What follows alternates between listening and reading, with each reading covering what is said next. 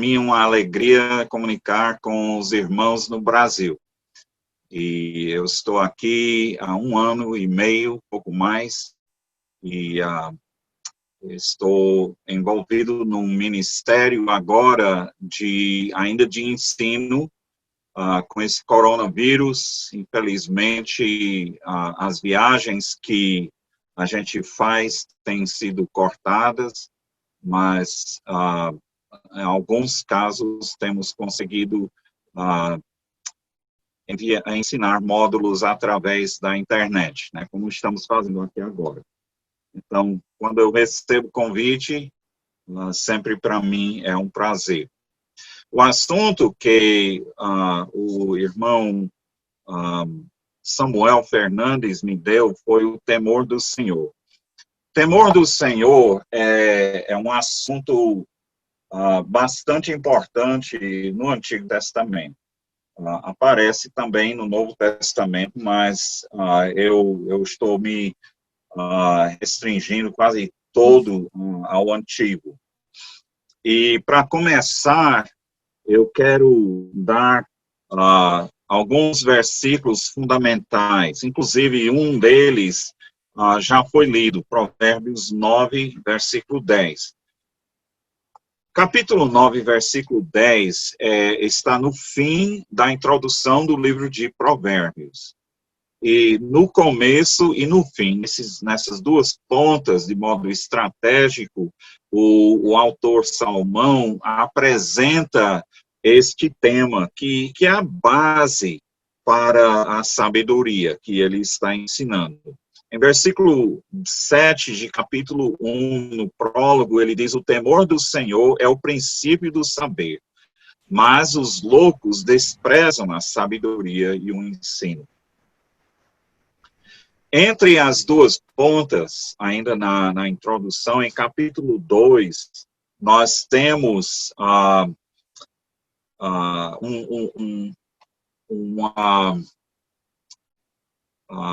um discurso que fala sobre a busca da sabedoria.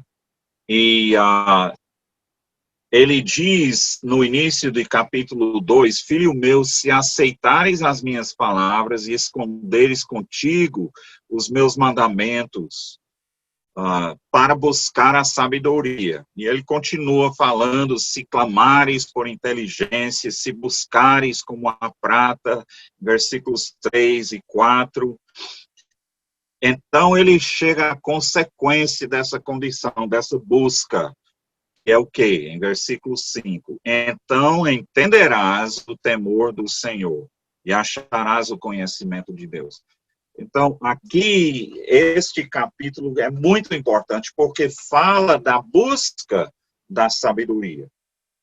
Quem está envolvido em estudos, no magistério, seja na universidade, seja em qualquer lugar, ele está tratando da busca da sabedoria. A grande infelicidade é que, hoje em dia, parece que são poucas as pessoas que realmente vão seguir esta orientação das Escrituras. E, por isso, então, a inteligência que se vê por aí é uma inteligência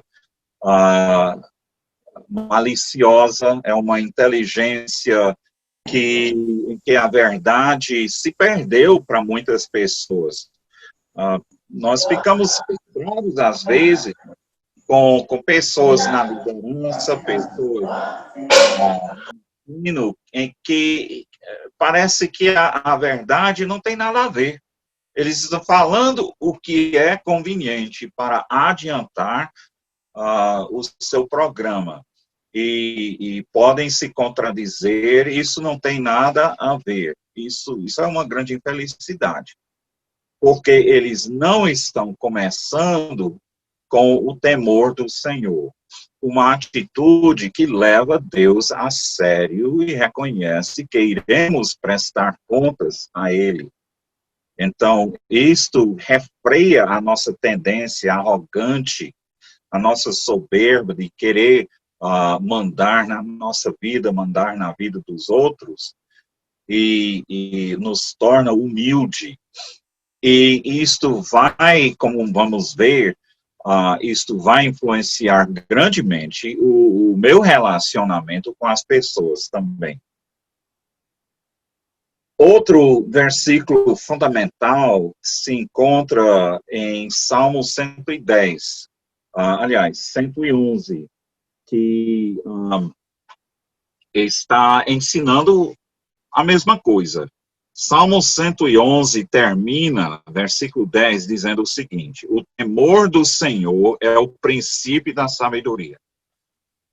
Revelam prudência todos os que o praticam.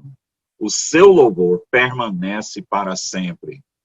Agora, um detalhe aqui, Salmo 111 e Salmo 112 são gêmeos. Um corresponde ao outro. Se você for examinar esses dois salmos, vocês vão ver vários pontos de contato, conexões entre os dois salmos. Salmo 111 é um louvor a Deus.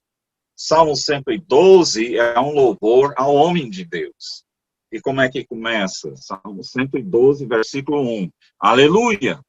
Bem-aventurado o homem que teme ao Senhor e se compraz nos seus mandamentos. Então, o ponto de partida daquele que é homem de Deus é que ele teme a Deus. 111 terminou dizendo que o temor do Senhor é o princípio da sabedoria, e 112, então, começa, olha, esse é o que segue esse princípio. Mais um versículo fundamental se encontra em Jó, capítulo 28. Vocês conhecem a história de Jó. É um homem que era bom, o próprio Deus reconheceu que ele é bom. Mas Satanás chega diante de Deus e ele quer provar que a bondade de Jó é interesseira.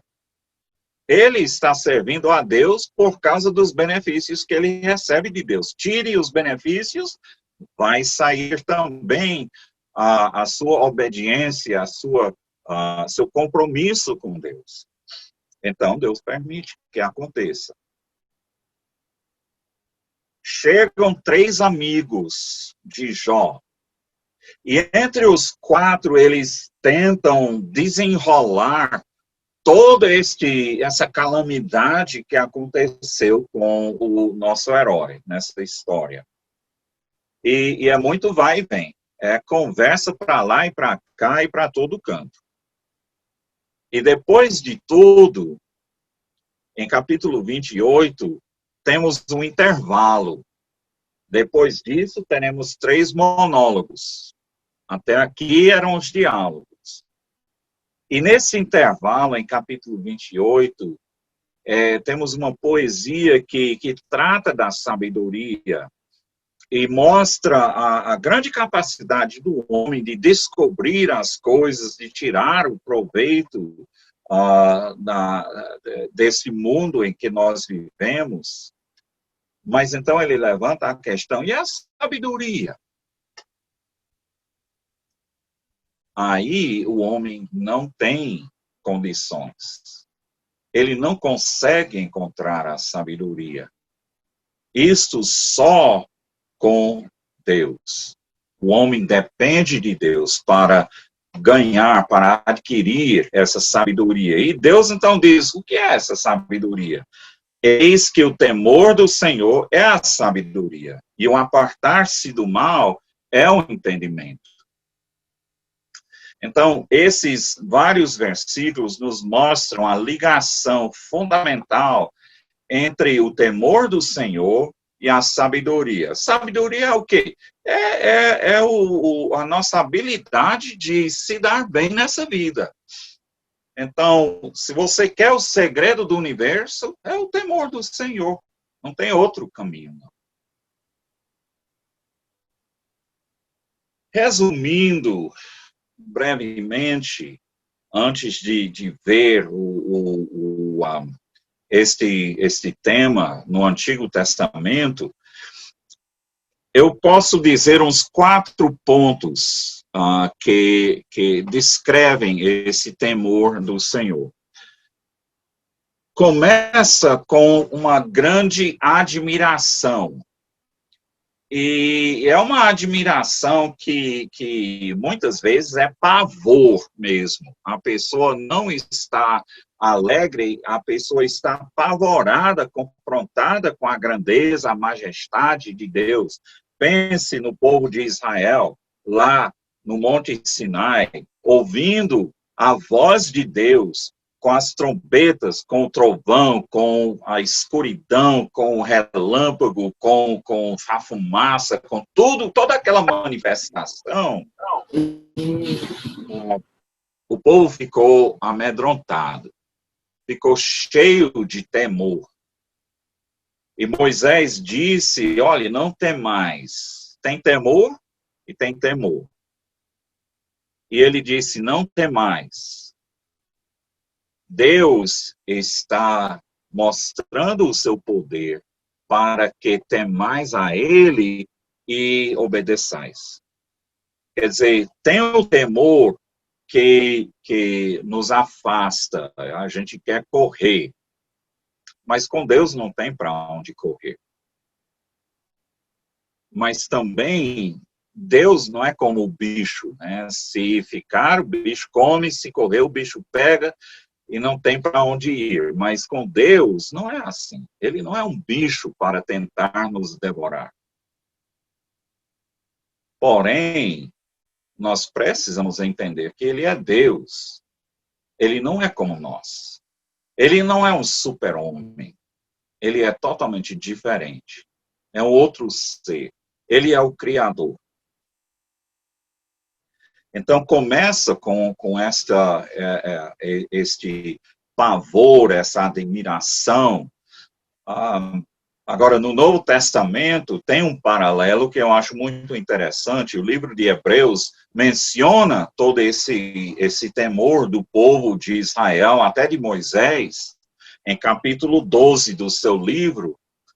E ele disse, se você achar que essa demonstração foi majestosa e grande, muito maior é a demonstração da grandeza de Deus em Cristo Jesus.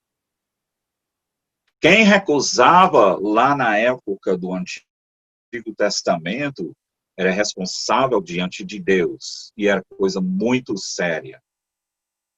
E quem recusar aquele que Deus enviou, o seu próprio filho, é coisa muito maior.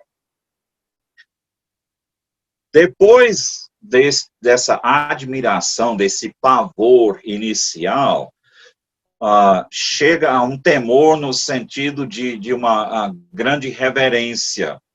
E eu não sou dos que querem tirar medo e temor dessa reverência. A criança que está desobedecendo o pai tem medo do pai porque ele vai apanhar, e tem toda razão. E nós também. Se nós não obedecermos a Deus, nós vamos esperar as consequências disto. E isso traz medo, mas também nós estamos confrontados com a grandeza, uma coisa muito maior do que nós somos, do que nós podemos imaginar. Então, é uma reverência que é muito grande. Mas essa reverência vai além desse medo que só fica amedrontado. Em vez disso, nós queremos nos aproximar e imitar esse Deus. Aliás, Deus ordenou que nós o imitássemos. Em Levítico, capítulo 19, versículo 2, ele disse, santos sereis, porque eu, Senhor vosso Deus, sou santo. E isto é repetido várias vezes, inclusive no Novo Testamento. Terceiro, nós temos uma confiança. Este que é tão maior do que nós podemos confiar nele porque ele é capaz. Isto gera, então, uma atitude de dependência que nos leva a obedecer. Quando ele dá direção, olha, é por aqui. Então, nós confiamos naquilo. Nós dependemos da sua direção. É porque nós estamos andando nessa vida com os olhos quase vedados, porque a nossa visão é muito limitada. Ele tem uma visão limitada e ele nos orienta. Então, obediência é seguir a direção de Deus.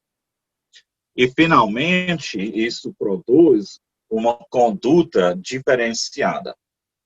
É uma integridade ética. Então, o temor do Senhor passa por essas várias fases, e na literatura sapiencial, a grande ênfase está exatamente nessa integridade ética, que é o clímax desse processo. Bem, vamos passear, então, pelo Antigo Testamento e ver algumas coisas. Eu não vou simplesmente começar em Gênesis e terminar em Malaquias. Eu acho importante não meramente seguir a ordem dos livros bíblicos, mas seguir uma ordem mais ou menos cronológica, mas também obedecendo os vários tipos de literatura que nós temos no Antigo Testamento. Então, vamos começar com as narrativas do Pentateuco. O Pentateuco é formado basicamente de dois tipos de literatura: material narrativa, histórica, e material legislação em grande parte, mas também tem as genealogias e outro material administrativo, os censos do povo de Israel e os sacrifícios, essas coisas aí. Tudo bem. Nas narrativas do Pentateuco, nós vimos, por exemplo, em Gênesis 20, versículo 11, Abraão caiu pela segunda vez no tropeço de mentir sobre a sua esposa, dizendo que era irmã. Isso para escapar de algum perigo. Sempre que eu penso nessas ocasiões, 2 vezes com Abraão, 1 vez com Isaac, eles queriam evitar o perigo. E a esposa? Eu não sei. Mas isso é a covardia humana, a covardia do pecador. Mas vamos lá, isso é outro assunto. Abimeleque foi confrontado com Deus num sonho. Deus havia protegido Abimeleque de piorar a situação. Ele tinha tomado Sara, mas ainda não tinha coabitado com ela. E isso foi por causa de Deus. E Deus, então, deu a instrução: olhe, devolva a mulher, e ele vai orar por você, e você, então, vai viver. No outro dia, Abimeleque confronta Abraão: que negócio é isso que você está fazendo comigo? Abraão respondeu dizendo que ele temia que não houvesse temor do Senhor, o temor de Deus nesse local. Era um povo pagão. E onde não há temor de Deus, também não há segurança. A gente pensa em Sodoma, né? Os anjos foram lá e olha o que aconteceu. Porque não havia temor de Deus. Êxodo capítulo 9, versículo 30, estamos no meio das pragas, e teve a praga da chuva de pedras. Faraó pediu a Moisés que orasse a Deus para tirar isso, estava destruindo tudo. E Moisés disse: tá bem, quando eu sair, eu vou levantar as minhas mãos a Deus em oração e eu vou pedir que Ele tire. Mas eu sei que vocês não temem a Deus. Vocês estão querendo alívio no momento, estão sendo bonzinhos, mas eu sei que não é algo profundo, é superficial apenas, porque vocês não temem a Deus. Então, a falta de temor, isto produz insegurança, isso produz desconfiança. Mas os que temem a Deus agem de modo justo e reto. José disse que ele não iria encarcerar os seus irmãos para sempre. Ele deixou preso uns 3 dias, né, para começar o processo de testá-los, mas ele disse depois de 3 dias, olhe, eu temo a Deus. Então, vai ser assim assado. Ele apresentou um plano que era justo, porque ele temia a Deus. As parteiras, em Êxodo capítulo 1, elas não obedeceram a ordem de Faraó para matar os machos do filho entre os bebês do povo de Israel. Por quê? Porque eles temiam a Deus. Jesus disse que temem mais aquele que pode destruir não só o corpo, mas também a alma junto no inferno. E eles tinham esse temor.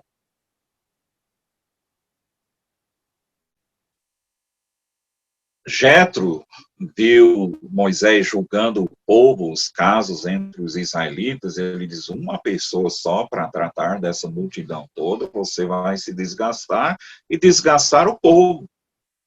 Então, ele recomendou que ele delegasse a autoridade a outros para serem juízes, mas ele disse, procura dentre o povo homens capazes, tementes a Deus.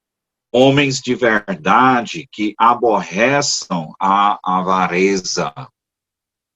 Então, aí nós vemos uma integridade ética com essas pessoas. Isso é uma pessoa que teme a Deus. O temor de Deus nos leva a um alto grau de obediência, evidenciada em Abraão, em Gênesis 22, quando ele estava pronto a sacrificar o próprio filho, o filho da promessa. Não era qualquer filho. Este era o filho que era o foco, era o elo entre Abraão e a realização de todas as promessas de Deus, e ele estava para matá-lo agora, em obediência a Deus. Deus o parou, mas ele disse, agora sei que temes a Deus. Deus é onisciente, não é que ele descobriu naquele momento, mas era necessário Abraão demonstrar uma coisa que precisamos reconhecer com relação à obediência. Obediência não é só teoria, tem que ser demonstrada. É por isso que no Novo Testamento, Tiago vai dizer que fé sem obras é morta. Tem que ter as obras. Então,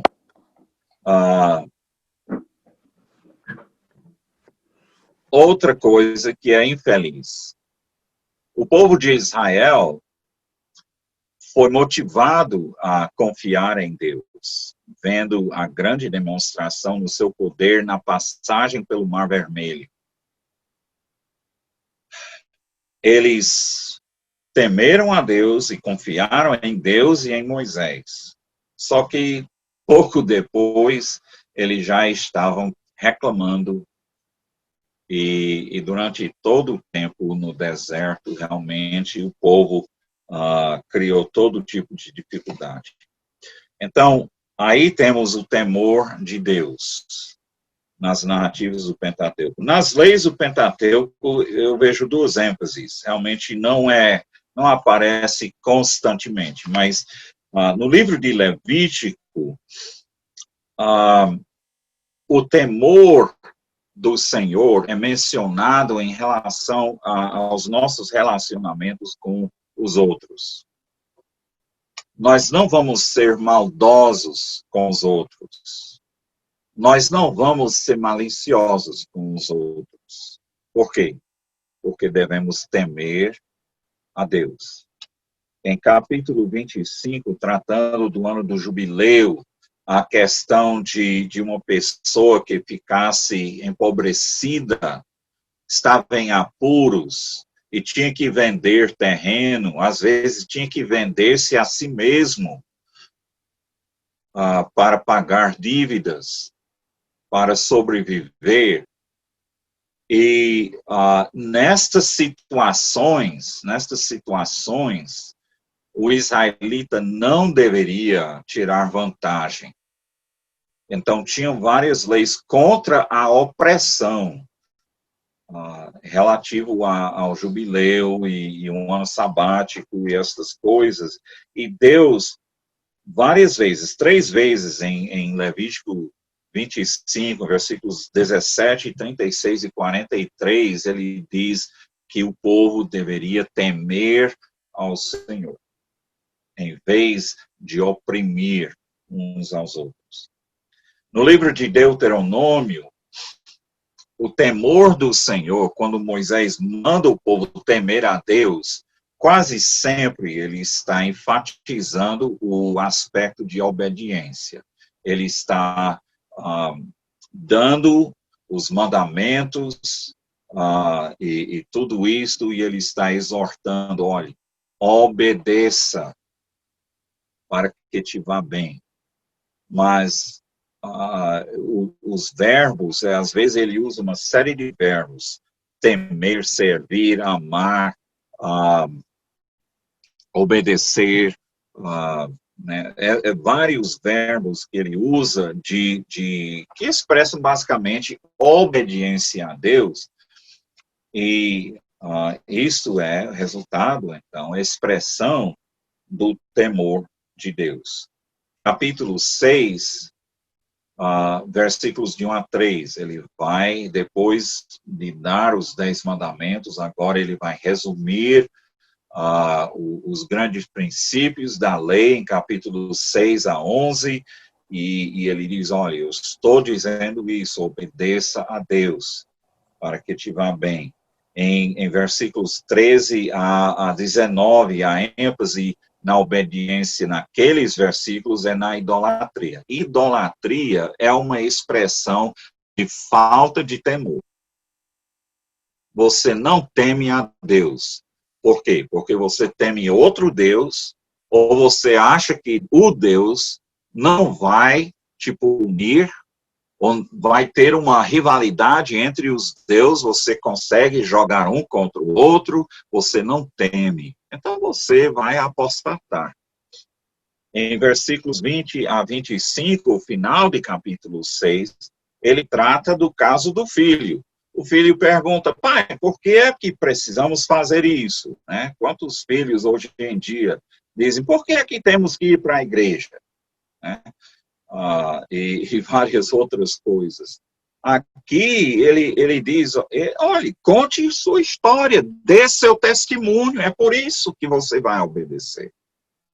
Deus nos mandou temê-lo e guardar os seus mandamentos. As duas coisas andam juntas.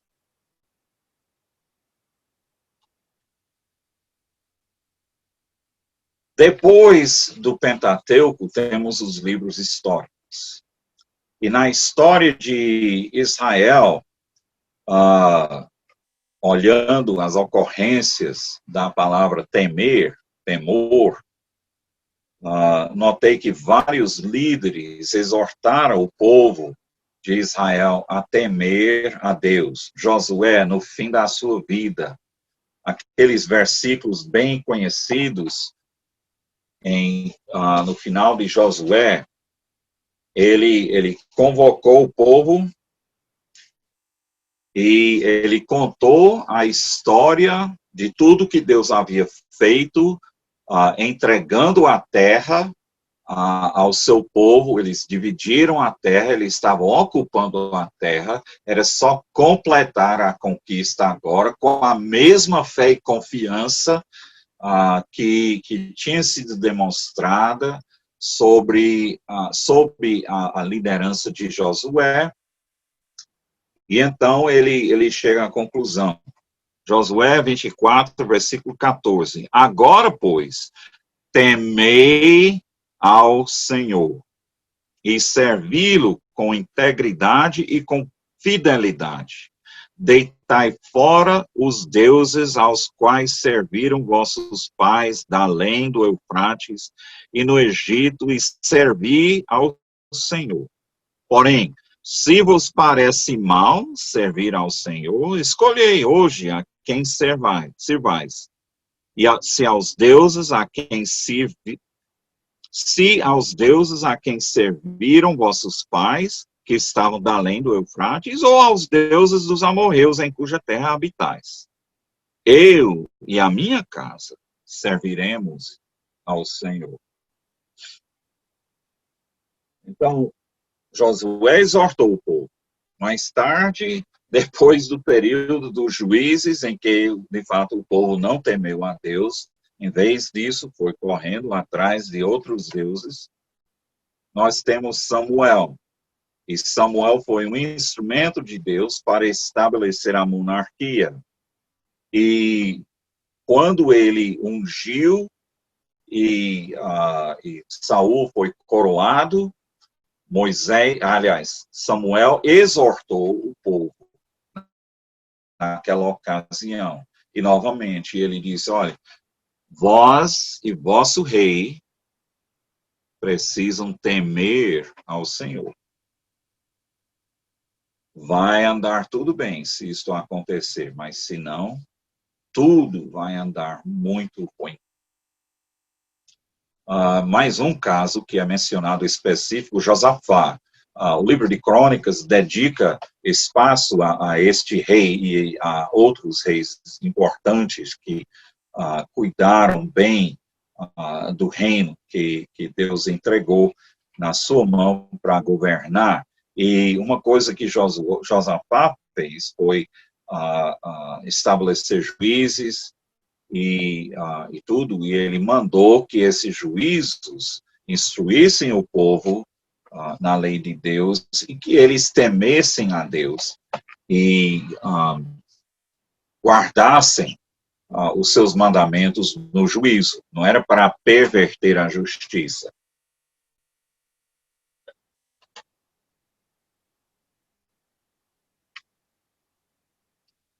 Tem mais uma passagem nos livros históricos que eu acho muito interessante. Uma passagem que tem muito a ver com a nossa vida hoje em dia. Davi falou do governante que teme a Deus. Segundo Samuel, capítulo 23, aquele último cântico de Davi. Versículos 3 e 4 diz o seguinte: Disse o Deus de Israel, a rocha de Israel a mim me falou. Aquele que domina com justiça sobre os homens, que domina no temor de Deus, é como a luz da manhã, quando sai o sol, como manhã sem nuvens, cujo esplendor depois da chuva faz brotar da terra a erva.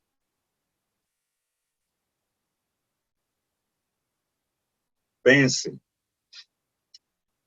o estado de Wyoming, aqui, no verão, é muito semelhante ao Ceará. Só que à noite, muitas vezes, esfria, né? Às vezes o Ceará não tem trégua. Mas no inverno, aí no Ceará, tem as chuvas, e muitas vezes é à noite, de madrugada. E quando o dia amanhece, aquele frescor, aquele limpa o ar, tira toda a poeira e fumaça, todas as partículas, pelo menos por um pouco. É tão lindo aquela cena, aquele sentimento. É assim um governante que teme a Deus e governa no temor do Senhor.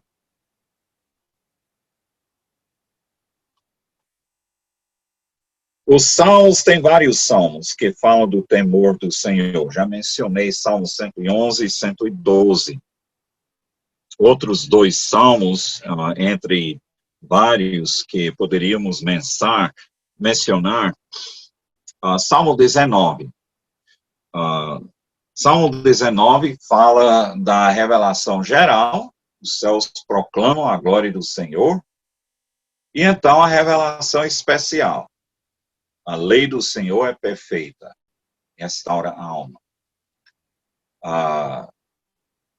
Ele descreve essa revelação geral para então chegar na revelação especial e mostrar como ela é preciosa, porque ela vai muito além da revelação geral, porque ela direciona, ela é mais específica, e ele mostra a sua dependência da lei de Deus.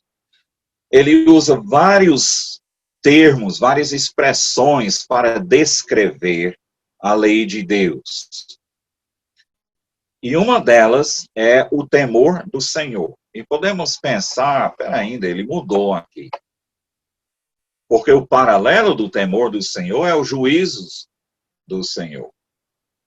Então, isso, sim, lei, e eu não estou lembrado dos outros termos no momento, e eu não tenho a passagem aberta aqui, mas temor do Senhor, o que isso tem a ver? Como é que temor é paralelo? Como é que isso descreve a palavra de Deus? Um comentarista que eu li, achei muito válido a sua explicação, que o temor do Senhor não é tanto o ato de temer a Deus, mas o ensino como conteúdo, a instrução, que é o temor do Senhor. Então, isto é algo que é valiosíssimo. A lei de Deus nos ensina a temer a Deus, então produz esse temor. Ela é o temor do Senhor. E ela passa esse conteúdo para nós. E, então, isso nos protege contra o pecado oculto, contra a grande soberba, e é muito importante. Por quê? Porque Davi, naquele salmo, ele está dizendo, no fim, ele está expressando o seu desejo intenso de agradar a Deus, tanto nos seus pensamentos, no seu íntimo, como nos seus atos, em tudo. Outro salmo que é importante nesse sentido é Salmo 34. Salmo 34 é um salmo que, pelo exemplo e pela exortação, está nos motivando a confiar em Deus. Ele diz em versículo 4, por exemplo, busquei o Senhor e ele me acolheu, livrou-me de todos os meus temores. Esse princípio, essa sequência, aparece pelo menos 3 vezes no Salmo. Versículo 6, clamou, eis que aflito, e o Senhor ouviu e o livrou de todas as suas tribulações. E versículo 17, clamam os justos, e o Senhor os escuta e os livra de todas as suas tribulações. Então, tem 3 passos aqui. O crente em Deus, ele clama a Deus. Ele está em necessidade, ele está em apuros, ele está em dificuldade, ele está na angústia. E ele clama, então, a Deus. Ouve. Não fica só escutando algum barulho aí lá da terra, mas ele atende, ele presta atenção ao pedido e então ele age para livrar aquela pessoa das suas tribulações. Mas no processo, Davi diz, Em versículo 11, vinde, filhos, e escutai-me, e vos ensinarei o temor do Senhor. O que é temer a Deus? O que é o temor do Senhor? Quem é o homem que ama a vida e quer longevidade para o bem, para ver o bem? Refreia a língua do mal e os lábios de falarem dolosamente. Aparta-te do mal e pratica o que é bom. Procura a paz e empenha-te por alcançá-la. Aqui temos uma definição, não é a única exclusiva definição, mas é uma definição do temor do Senhor.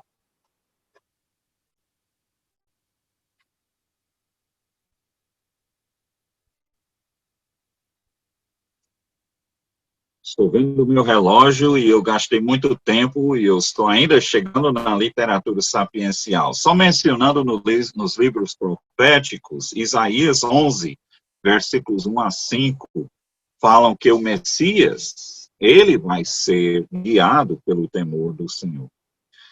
Na literatura sapiencial, nós temos Jó. Ele foi temente a Deus. Ele foi reto e íntegro, temente a Deus e que se desviava do mal. Então, essa descrição nós encontramos várias vezes. E 2 vezes é Deus que está dizendo. O narrador diz logo no início, então Deus diz 2 vezes, nos 2 encontros com Satanás. Eliú também chama a atenção ao temor diante de Deus. Na conclusão do seu monólogo, em capítulos 32 a 37, ele fala da grandeza de Deus. E então, de uma atitude correta diante disso, que é temê-lo. Provérbios, tem vários provérbios que falam do temor do Senhor. Nós vimos os 2 princípios, que é o princípio da sabedoria, no início e no fim da introdução. E em capítulo 2, eu já mencionei também, capítulo 3, versículo 7, diz que não devemos confiar na nossa própria sabedoria, mas temer a Deus. Quem não teme a Deus está confiando em si mesmo, ou talvez confiando no outro Deus, mas nunca vai se dar bem, porque não tem Deus, não tem eu que me possa levar para onde eu preciso ir. Isso só Deus. Há há várias outras referências, eu penso em capítulo 8, versículo 13, que é um capítulo que descreve a sabedoria personificada como mulher, mas enfatiza que o temor de Deus odeia o mal. Por que é que Jó temia a Deus e se desviava do mal? Porque o mal era coisa ruim, o mal era coisa horrível. Então, ele não queria nada disso, ele queria agradar a Deus. Ele sabia que o mal é algo que desagrada a Deus. Então, quando entramos nas coletâneas, eu não vou mencionar referências, mas há várias, acho que uns 10, talvez, eu não contei direito, mas vocês podem procurar as ocorrências da palavra temor do Senhor, a palavra temer, e quando o objeto é Deus. Eclesiastes é um livro que eu acho interessante. Esse livro é difícil de entender e quando você vê os comentários, as introduções do livro de Eclesiastes, você vê realmente uma grande variedade de interpretações. É um livro que nos deixa perplexo por causa de tanta negatividade, de tanta Ele logo começa dizendo, tudo é vaidade. O que fazer com tudo isso? Várias passagens no livro de Eclesiastes inserem o princípio de temer a Deus, que eu acredito, né, estudando agora, né, para essa palestra, eu vi que aqui nós temos um princípio muito importante para entender o livro de Eclesiastes e o propósito do autor aqui. Capítulo 3, versículos 9 a 14, diz o seguinte: que proveito tem o trabalhador naquilo com que se afadiga? Ele acabou de dizer, tem tempo para isso, tempo para aquilo, né, contrastes. Tudo bem. Vi o trabalho que Deus impôs aos filhos dos homens para com ele os afligir. Tudo fez Deus formoso no seu devido tempo.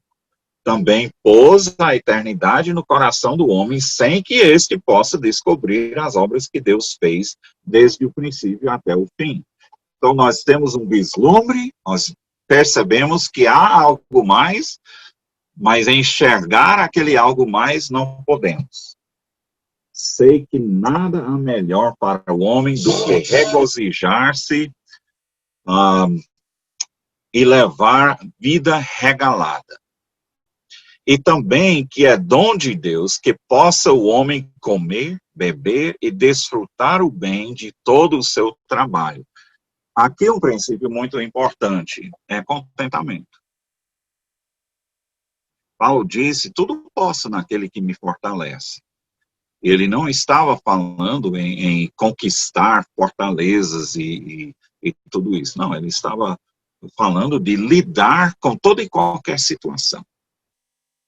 Seja difícil, seja agradável, mas em qualquer situação ele pode lidar com isso de maneira boa, porque ele é fortalecido por Jesus Cristo.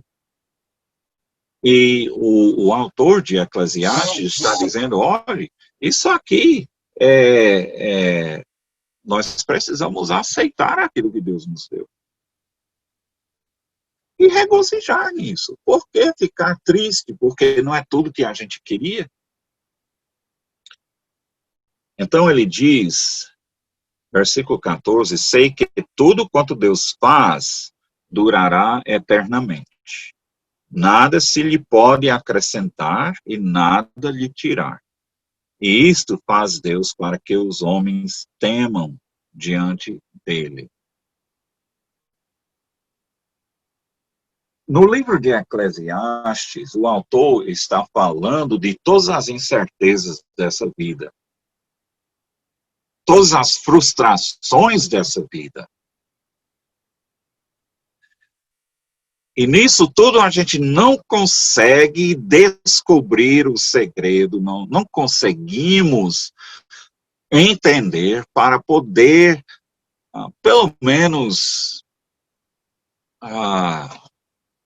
ficar tranquilos. Diante da tragédia, a morte de um ente querido, por exemplo, ou um ataque, às vezes a morte violenta, ou diante de um catástrofe, a perda de muitas coisas, nós ficamos perguntando por quê, tentamos entender o que é o propósito de Deus, e a gente sugere isto, sugerimos aquilo, mas nada realmente vai explicar, porque a gente não sabe. E o autor aqui está dizendo, olhe, Deus faz isso para que temamos a Ele. Capítulo 5, versículos de 1 a 7, outro trecho que ele menciona o temor do Senhor. Aqui é uma advertência contra falar demais, ou contra fazer voto que você não vai poder cumprir. E ele diz, porque na multidão, como na multidão dos sonhos há vaidade, assim também nas muitas palavras. Tu, porém, teme a Deus.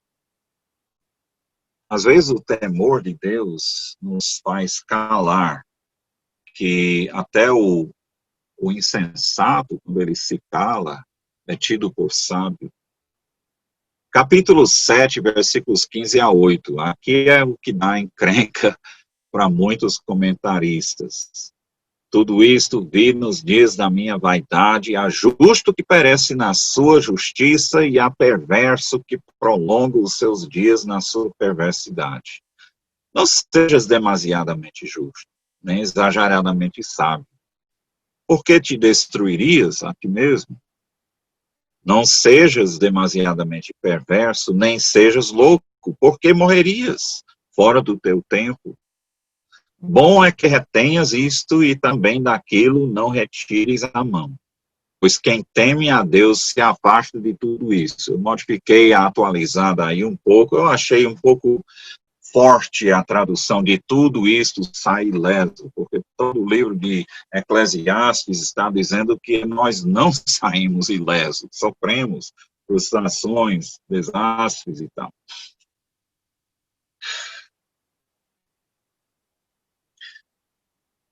A pessoa que faz da justiça o seu alvo, ainda sendo legalista. Este era o grande problema dos judaizantes no Novo Testamento com que Paulo se confrontava.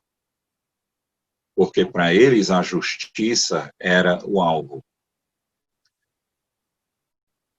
Então tem o outro extremo, a pessoa diz, comamos e bebamos porque amanhã morreremos. Ou Deus não é justo, então para que tentar?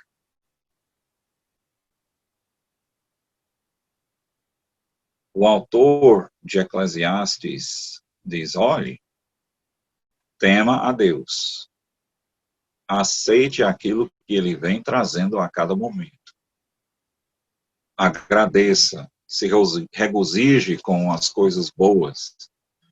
E quando as coisas não estão tão boas, pondere. Mas uma atitude temente a Deus nos dá o equilíbrio para nos manter em pé de as coisas. E então, a conclusão de Eclesiastes, de tudo que se tem ouvido, a suma é o quê? Teme a Deus e guarda os seus mandamentos, porque isto é o dever de todo homem, porque Deus há de trazer a juízo todas as obras, até as que estão escondidas, quer sejam boas, quer sejam más. A maneira de lidar com a insegurança que temos nesta vida é temer a Deus. Ele é a única segurança que podemos ter.